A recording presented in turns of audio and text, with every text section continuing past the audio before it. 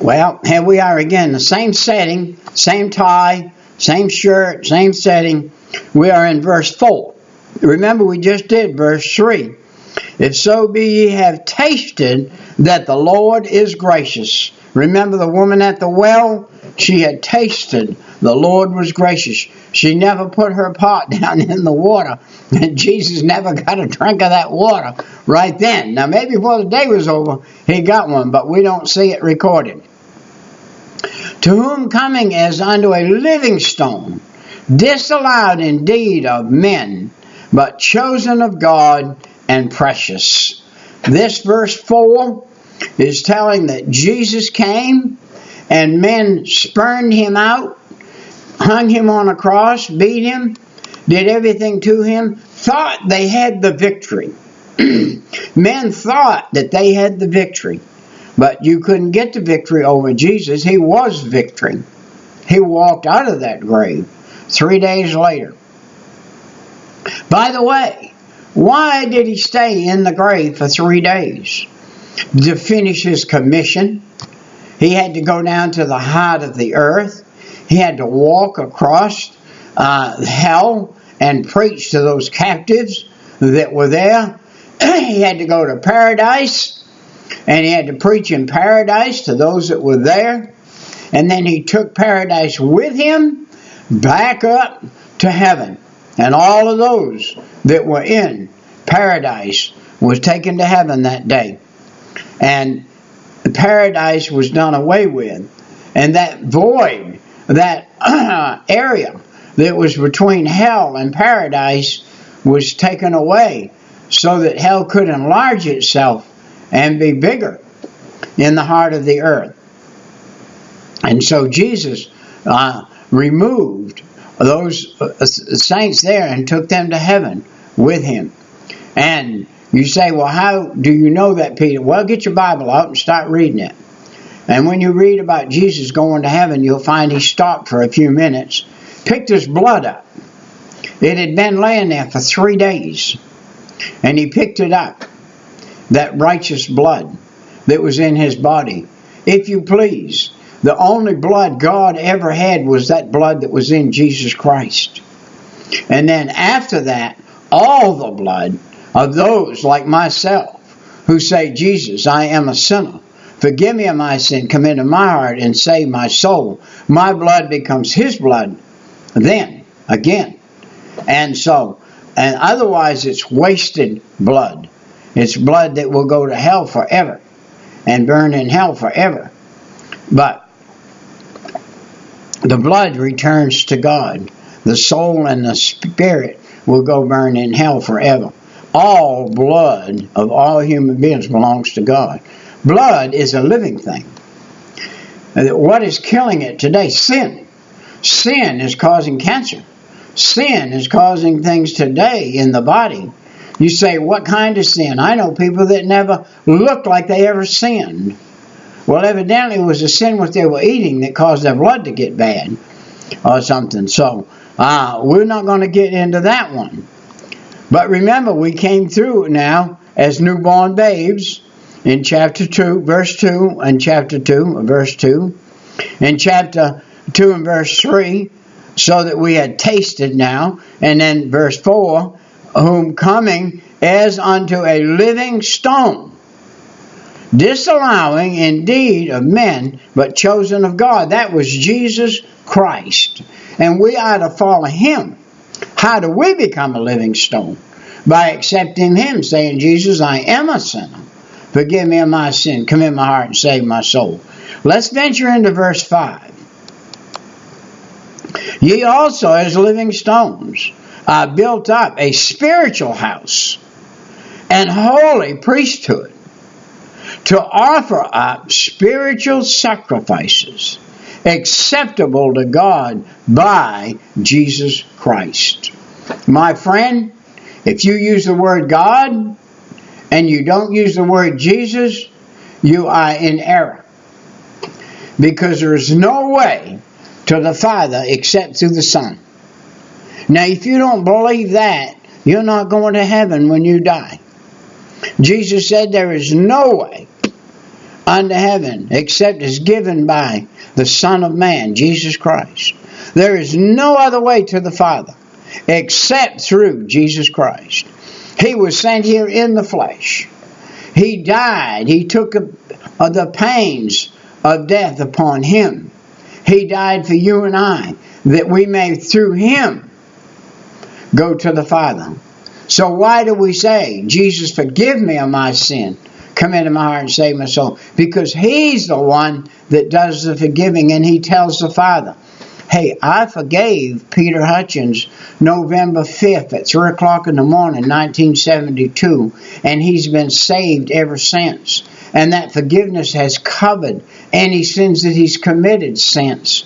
And I know that he's had to ask me many a day, forgive me, Lord, I see that was wrong. Forgive me, Lord, I see that was a sin. Forgive me, Lord, I see I failed here. Forgive me, Lord, forgive me, Lord, forgive me, Lord. He said, I forgive him, I forgive him, I forgive him, I forgive him, I forgive him. And I forgot it, and I cast it into the sea of forgetfulness, never more to be held against him. So what about Peter? He's clean. He's as clean today as the day he asked you the first time to save him.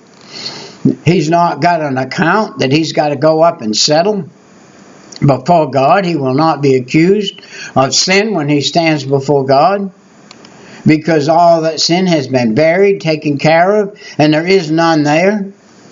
And when he gets up there, he won't have to bow down and cower down and say, oh Lord, I did this, I did that, I didn't know. It's all gone. He won't be standing before you if he is got to say that. All the sin has been taken care of. And Jesus Christ, the Son of God, who went to the cross, took care of it for him. And now he must walk circumspectly according to that verse 5.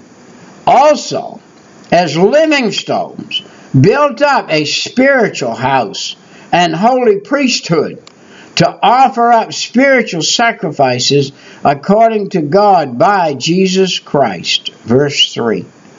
Let me tell you something. Verse 5. Let me tell you something. If you don't fall under verse 5, you're not saved yet.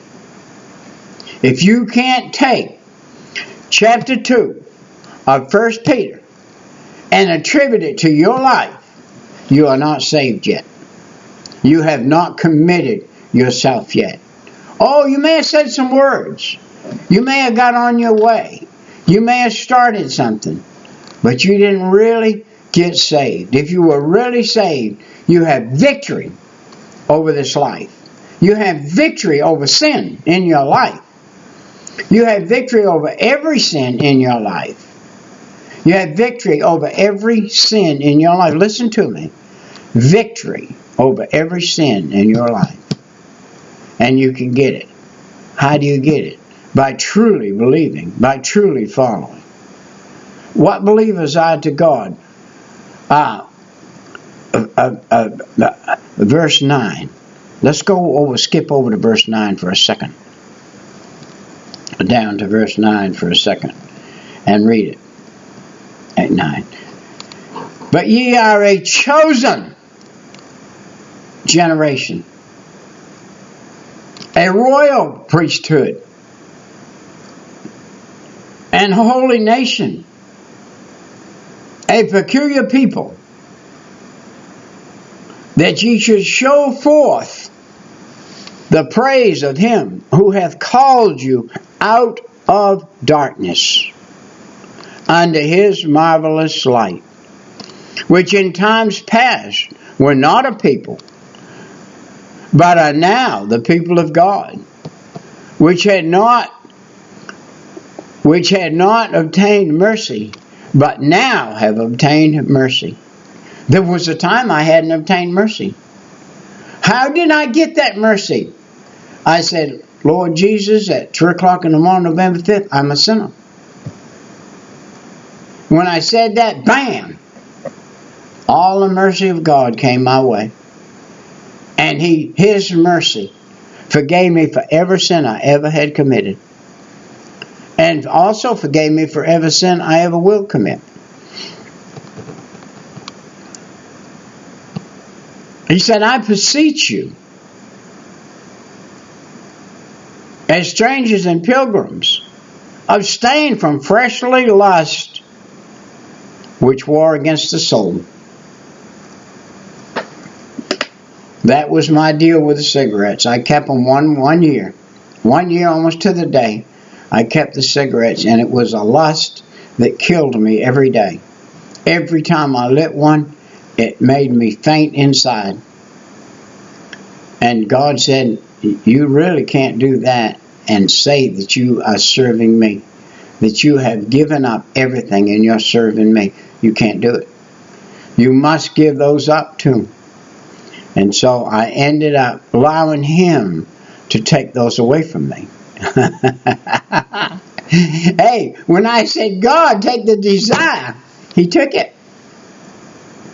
I tried everything under the sun to get rid of them while still having the desire. But when He took the desire away, and my desire then was to serve Him more than the cigarette, they were gone. That was the end of it. Gone. And that's the way it needs to be. Well, our time's come and gone, and we hadn't got anywhere yet much. Well, we did. We got through verse 5. So we've got 5 verses behind us and a 25-verse chapter. And so when you're studying, though, you're studying. And when you're studying, I probably could still be on verse 1 and have already talked over an hour and be on verse 1. Because these are inexhaustible verses. I have pages and pages and pages of notes in little bitty print on this one chapter. Chapter 2 of 1 Peter. There are pages and pages and pages and pages of notes on these 25 verses. I could take one verse and do 3 pages of notes on that first verse. 3 pages of notes on the second verse. 3 pages of notes on the third verse. I'm talking about with little bitty print. I'm talking 2,000 or 3,000 words. Just in the studying, really studying it. I'm talking about really studying it. I'm not talking about browsing it. I'm talking about really studying it. And studying what God said to us and what He showed us in it. Well, we'll see you next time. Right. Bye-bye.